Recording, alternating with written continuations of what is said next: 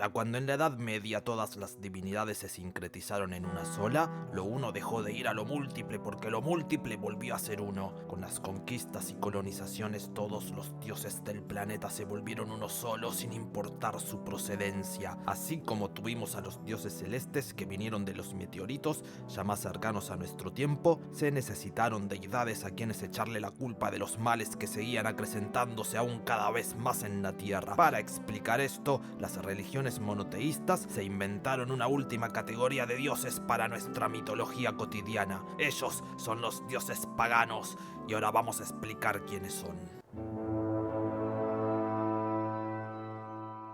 Desde niños sabemos que el diablo es el mayor adversario de Dios. Son miles los planteos que se han hecho sobre por qué, si Dios es todopoderoso, le permite hacer de las suyas, y si lo permite, entonces no es bondadoso ni tampoco poderoso del todo. Los gnósticos habían caído en el error de ser demasiado teóricos, y en especial por meditar demasiado sobre el problema del mal, sin tener en cuenta que el diablo siempre se valió de nuestras debilidades, de nuestras vidas irracionales, de nuestro apego a las cosas mundanas, y que como líder de los demonios había planeado la principal estrategia, que es la de convencer a la gente de que ellos son realmente dioses. Esta adoración es lo que se denomina paganismo. Estos entes moran en los ídolos y consumen las ofrendas que los paganos les sacrifican.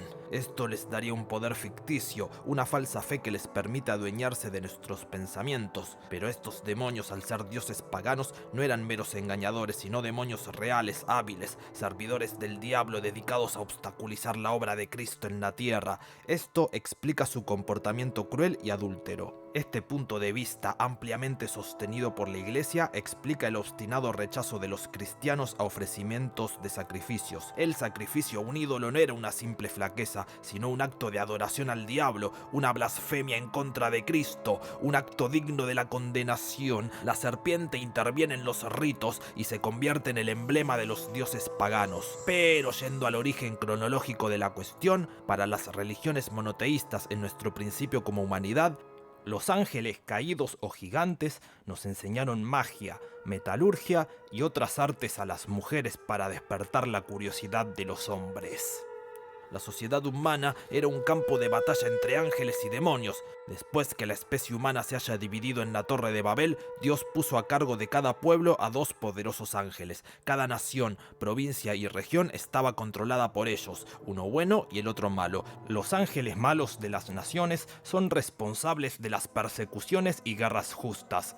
Las personas consideradas paganas tenían razón al venerar a los ángeles de las naciones a los que equivocadamente llamaron dioses, pero cometieron el terrible error de rendir culto no a los buenos, sino a los malos, haciendo así de ellos sus dioses. La encarnación de Cristo, que reunió a la especie humana en una comunidad cristiana, hizo nulo y vano el poder de todos los seres feéricos. Los humanos que no se asociaron a la comunidad cristiana se quedaron sin la protección de la providencia. Pero como Cristo destruyó el poder de los ángeles de las naciones, ellos empezaron a causar guerras, calamidades y persecuciones. Se presentaron como dioses y promovieron el paganismo, favoreciendo los ritos paganos e introduciendo versiones cristianas falsas de ideas en las mentes de los paganos, cuyas fábulas debilitaron la credulidad de la supuesta verdad auténtica. Ellos inspiraron los mitos para burlarse de Cristo y para hacer creer al pueblo que eran los cristianos quienes estaban adorando a una falsa trinidad de dioses paganos. Como sabían de antemano cuáles eran las enseñanzas recibidas de los cristianos, inventaron mitos y rituales similares,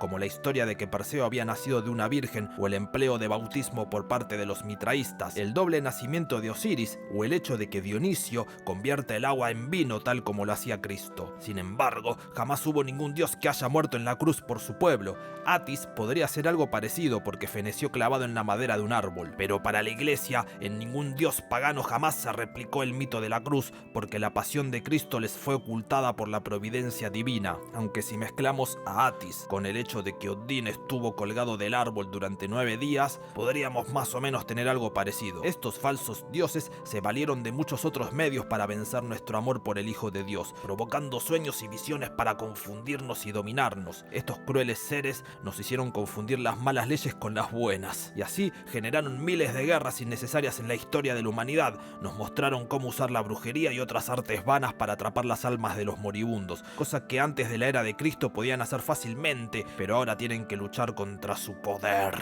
Los dioses paganos no poseían atributos a diferencia de las deidades del mundo anterior. No tenían poderes sobre el rayo, sobre el mar ni los vientos, solo causaron enfermedades e infligieron otros males del cuerpo y de la mente. Tampoco tenían conocimientos de magia curativa, artes y herrería como solían enseñarnos los dioses de las edades como Enki, Apolo, Ptah. Por más que nuestros dioses paganos tomaran estas formas, lo que ellos enseñaban era a pecar y así nos impulsaron a cometer herejías. El instrumento más temible que se les dio es el de la persecución. Ellos provocaron el odio, mentiras y falsas acusaciones en contra de los cristianos y crearon y fomentaron las persecuciones paganas. Jueces y gobernantes procesaron a cristianos estando bajo el servicio del diablo, pero hicieron esto de acuerdo con la voluntad de Dios, ya que él sabía que las persecuciones causaban el martirio, y el martirio es un triunfo sobre el mal y un ejemplo para otros. Cuando vemos en torno nuestro, miramos un mundo que está lejos de ser perfecto, que en realidad está lleno de dolor y miseria por el pecado.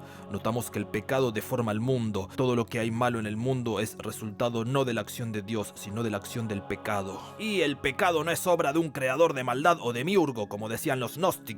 Semejante ser no existe porque resulta inconcebible que hubiera más de un Dios.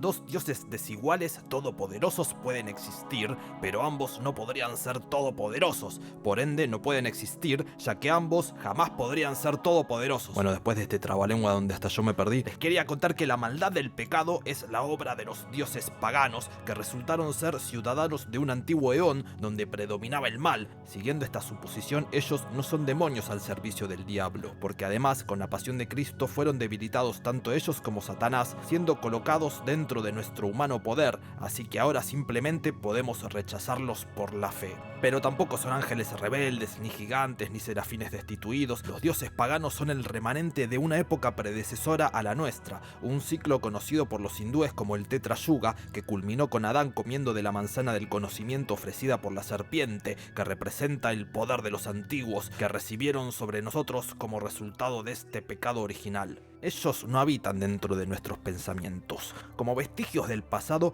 pueden tomar formas de los dioses antiguos que nos resultan familiar y agradables para el inconsciente, porque ellos se replegaron por todo el mundo, morando en el aire inferior, donde volando con sus alas con increíble rapidez, en su afán de interactuar con la humanidad, se encargaron de interpretar cada simbolismo, cada necesidad de sus víctimas. En otras palabras, el que tiene frío, le dan al dios del sol. El que quiere una buena cosecha, le traen al dios de la tormenta. Y al que quiere embriagarse, le dan un vino sanjuanino. Hasta la pasión de Cristo, Dios les permitió obrar en contra nuestra dentro de los límites que Él había fijado, actuado como sus agentes para ponernos a prueba y castigarnos. Sin embargo, aún siguen siendo libres de atacarnos hasta el juicio final, porque en la actualidad ejercen una gran autoridad en el mundo, con autorización del Padre Supremo, quien tiene dos propósitos al concederles poderes sobre una persona, que son los de tentar y castigar.